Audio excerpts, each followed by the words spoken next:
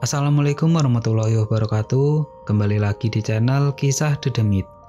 Untuk kisah kali ini saya akan membawakan sebuah cerita dari tulisannya akun Twitter yang bernama @nofailsadat. Dan untuk kisah yang akan saya bawakan kali ini yaitu sebuah kisah yang berjudul Balasan Pesugihan Juragan Emas. Untuk kalian yang ingin membaca ceritanya secara langsung, silahkan kunjungi link yang akan saya cantumkan di deskripsi. Dan seperti apa kisahnya, langsung saja kita menuju ke ceritanya.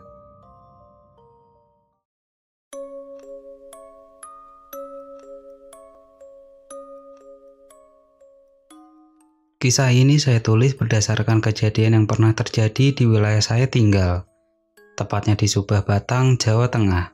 Banyak orang mengenalnya dengan Alas Roban. Untuk sekedar informasi, wilayah di mana saya tinggal ada tetua yang pernah bilang, bila dilihat dari atas, jalur pantura Alas Roban ini seperti membentuk ular besar. Kebetulan wilayah saya di bagian perutnya, dan dari sejarah yang banyak ditulis, memanglah wilayah kami ini termasuk salah satu pusatnya kerajaan jin yang ada di jalur Alas Roban ini. Kelak saya akan ceritakan bagaimana para ulama kiai dan para warga akhirnya memindahkan kerajaan mereka, sehingga sekarang wilayah kami sudah tak terlalu semengerikan atau angker seperti saat saya masih sekolah tingkat SLTP dulu. BTW, sekarang saya sudah usia 39 tahun.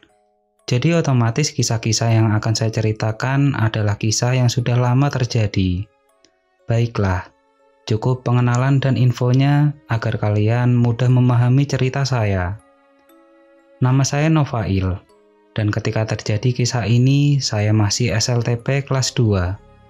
Jadi pada saat hari kejadian, desa di mana saya tinggal ini sedang hujan lebat. Namun semuanya biasa terjadi seperti hari-hari biasanya. Saya yang biasanya keluyuran, hari itu lebih memilih asik di rumah saja. Bermain sama kawan-kawan seusia dengan potongan-potongan gambar. Permainan anak-anak waktu dulu. Singkat cerita, hujan sudah reda dan mulai ada banyak orang-orang keluar rumah. Termasuk anak-anak seusia saya. Ada yang aneh menurut saya. Kenapa tiba-tiba ada banyak orang yang seperti tertarik untuk melihat genangan air di jalan raya dekat wilayah saya? Jadi, di jalan raya Pantura sebelah barat desa saya ini ada sebuah jembatan jalan raya. Ukuran sungainya kecil. Kira-kira dengan 2 atau 3 lompatan orang dewasa, sungai itu bisa dilewati. Namun karena posisinya membelah jalan raya dan ada di bawah jalan raya, sehingga mau tak mau tetap dibuatkan jembatan, sekalipun dengan ukuran yang kecil. Jalan Pantura waktu itu belum selebar sekarang, hanya cukup untuk 2 kendaraan saja yang berlawanan arah. Nah, saya pikir ngapain ya ini warga pada antusias ngeliatin genangan air di jembatan itu? Bukannya biasa saja kan ya? Secara wilayah saya kan baru saja disapa hujan. Saya bertanya-tanya sama banyak orang di sana. Bukannya biasa saja kan ya? Secara wilayah saya kan baru saja disapa hujan. Saya bertanya-tanya sama banyak orang di sana, karena saya juga merasa kondisinya terasa sedikit mencekam. Seperti baru ada kejadian aneh di sana. Usut punya usut. Ternyata di jembatan itu baru saja terjadi gempuran air bah yang sangat besar, yang melintasi jalan raya. Dan bukan hanya melewati jalur sungai kecil itu saja. Bahkan air bahnya sampai keluar menyeruak di atas jembatan jalan raya itu.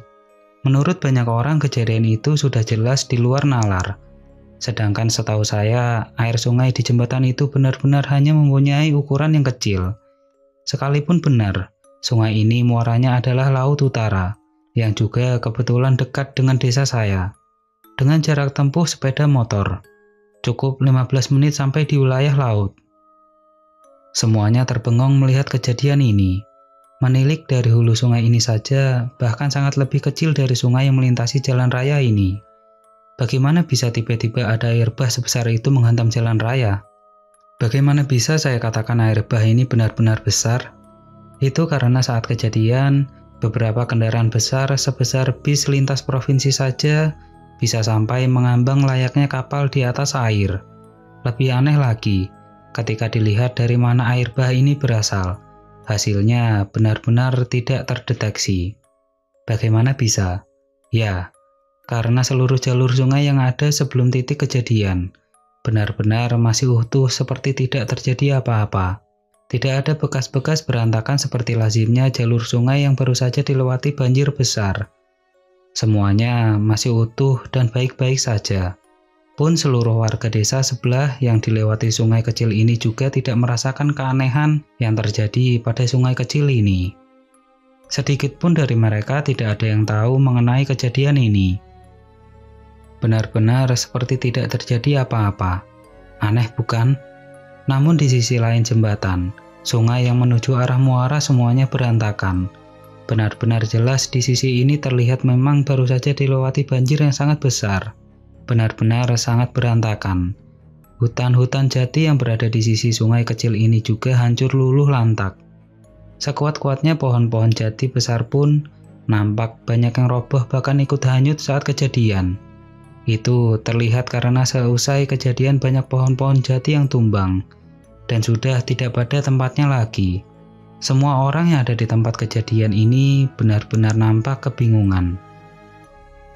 Anehnya lagi, pada satu pohon yang masih berdiri, nampak ada satu orang bapak-bapak yang tersangkut di atas dengan kondisi pingsan. Setelah mendapat pertolongan, diketahui bapak ini adalah supir dari sebuah mobil yang melintas saat kejadian berlangsung. Mobilnya terhantam langsung oleh banjir besar itu, sehingga bapak ini terlempar keluar dari dalam mobil dan tersangkut pada sebuah pohon. Dan menurut pengakuannya, bapak ini adalah seorang supir pribadi dari sebuah keluarga yang berasal dari kota Pemalang. Dan kebetulan bapak ini sedang perjalanan mengantar juragannya yang seorang pengusaha toko emas. Kebetulan juga sedang melewati jalur Pantura ini. Sebelum saya ceritakan lebih lanjut perihal mobil yang terhantam banjir bah ini, saya balik lagi ke cerita sebelumnya. BTW, pasti kalian sudah bisa menebak kan apa yang dilakukan korban, kenapa bisa sampai terhantam musibah itu? Baiklah, saya putar balik dulu. Dari kejadian ini masih banyak warga yang benar-benar kebingungan perihal kejadian ini. Terutama dari mana banjir bandang atau air bah ini berasal. Sedangkan hulu sungainya saja benar-benar tidak nampak sama sekali bekas kejadian yang mengerikan itu. Setelah cukup lama, barulah sedikit terungkap awal mulanya dari seorang pekerja warung, yang kebetulan warungnya ini ada di sebelah sisi sungai, di bagian sisi jalan raya yang berlawanan. Dengan masih ketakutan, mbak-mbak warung ini bercerita. Tepat sebelum kejadian, mbak warung ini keluar warung menuju sungai kecil itu. Ia hendak mencuci sesuatu di sana. Begitu sampai tempat di pinggir sungai, ia terhenyak kaget karena melihat seorang gadis cantik yang sedang berada di pinggir sungai di sisi lainnya. Mbak warung ini semakin heran saja ketika mengamati bahwa gadis yang ada di hadapannya ini tidak layaknya seperti warga kampung sini. Bagaimana tidak? Dari pakaiannya yang dikenakan saja tidak menandakan bahwa ia adalah salah satu warga yang tinggal di desa ini. Dari penuturan mbak warung ini, gadis itu mengenakan pakaian layaknya putri kerajaan. Terlihat sangat cantik parasnya. Semakin bingung, sehingga ia hanya menatap gadis itu tanpa sepatah kata pun. Hanya bengong saja. Tanpa diduga, putri itu sadar akan kehadiran mbak-mbak warung ini. Kemudian, putri ini menyapa mbaknya secara langsung. "Mbak, kamu tidak usah bingung dengan saya. Diam saja. Ini uang untuk beli sabun cuci." Sembari menyerahkan sejumlah uang kepada mbaknya, dan seperti mengisyaratkan agar mbaknya pergi dari sungai tersebut. Maka bergegaslah mbaknya pergi dengan rasa yang masih penuh dengan kebingungan, serta ketakutan yang terasa penuh sesak di pikiran mbaknya. Aneh saja, dari mana putri itu berasal? Pakaiannya bagus, gaun layaknya putri kerajaan, berparas cantik, namun ada di tepi sungai kecil di sisi desa. Yang jelas-jelas sebagus-bagusnya pakaian orang kaya di waktu itu, tidak ada yang seindah pakaian kerajaan yang dikenakan putri itu. Sudah jelas, kemungkinan putri ini bukan berasal dari wilayah desa kami. Lebih tepatnya bukan berasal dari dunia kita. Nah, dari kisah terakhir ini, terungkaplah sudah, kira-kira dari mana banjir bandang atau air bah ini berasal. Kalian juga sudah bisa menebak kan? Kembali ke bapak supir tadi. Setelah bapak ini sadar, beliau pun bercerita. Sebelum rombongan keluarga yang dibawanya ini mendekat ke jembatan itu, semua nampak biasa-biasa saja. Sebelum rombongan keluarga yang dibawanya ini mendekat ke jembatan itu, semuanya nampak biasa-biasa saja. Lalu lalang kendaraan juga tampak biasa.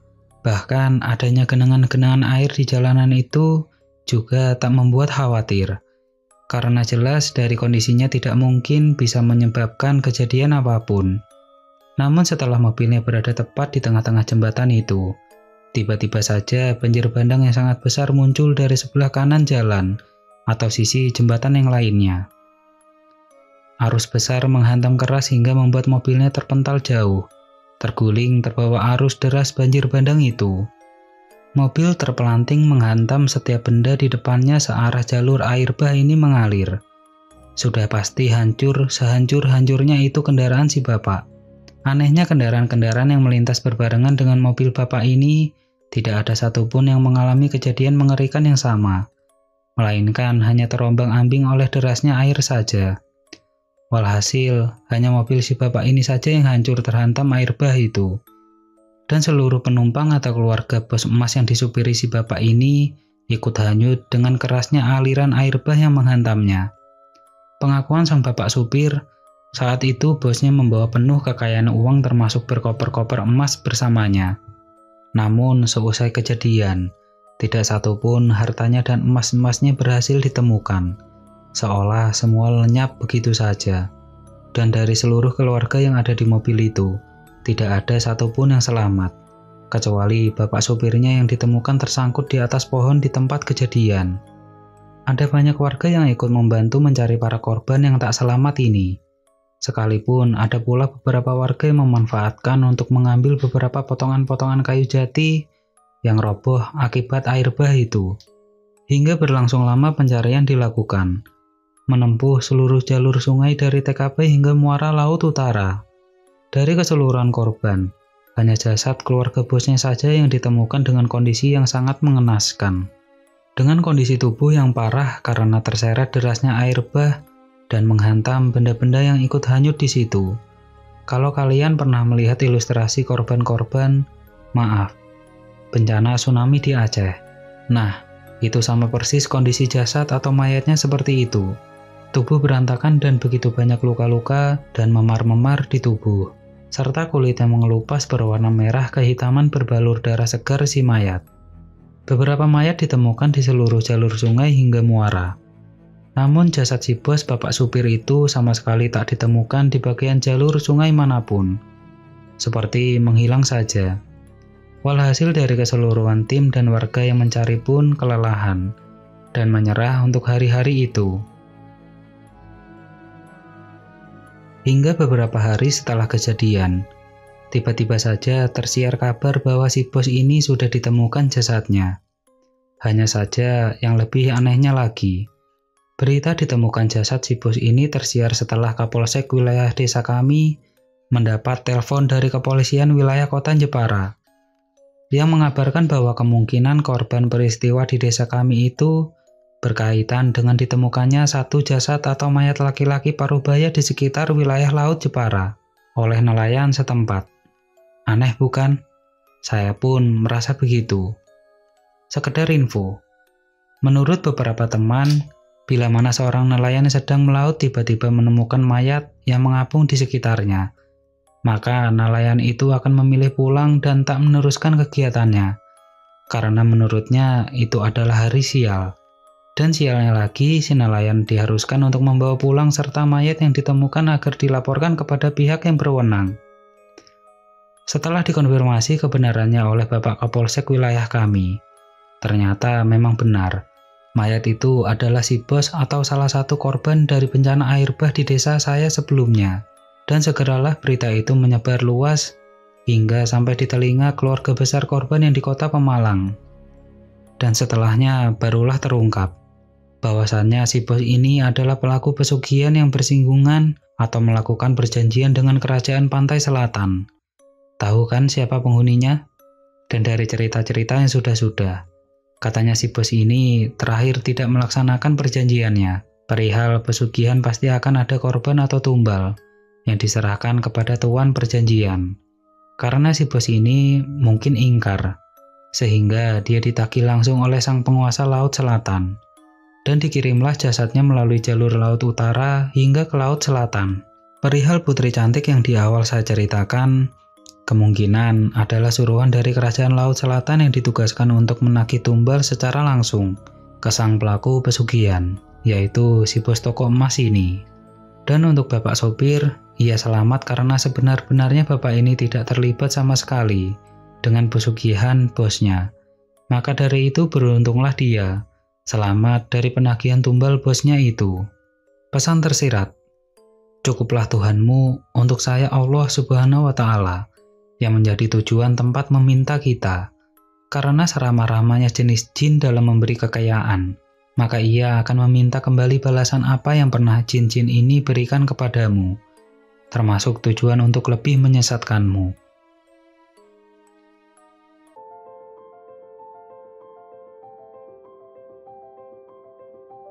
Oke teman-teman, ceritanya selesai sampai di sini. Bagaimana menurut kalian? Tuliskan di kolom komentar. Dan nantikan kisah-kisah horor selanjutnya tetap di channel Kisah Dedemit.